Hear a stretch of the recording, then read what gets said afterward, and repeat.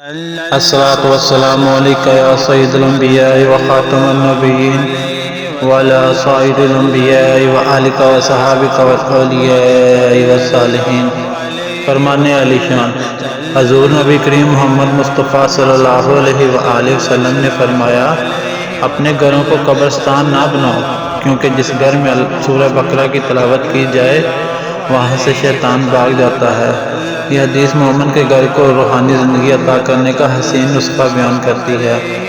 حضور نبی کریم محمد مصطفیٰ صلی اللہ علیہ وآلہ وسلم نے گھر کو قبرستان سے تشبیہ دے کر یہ واضح کیا کہ جس گھر اللہ سبحانہ وتعالیٰ کا ذکر نہ ہو، قرآن کی آواز نہ ہو، وہ جگہ دلوں کی طرح ویران ہو جاتی ہے۔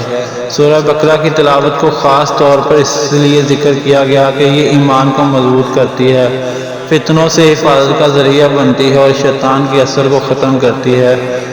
محدثین کے انداز میں کہا جائے تو یہ حدیث بات کی دلیل ہے کہ قرآن صرف پڑھنے کی کتاب نہیں ہے، بلکہ گھروں کی فضا بدلنے، دلوں کو سکون دینے اور ایمان کی حفاظت کرنے کا عملی ذریعہ ہے۔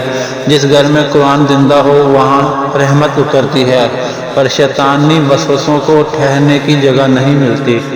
طالب دعا تنویر احمد خواجگی۔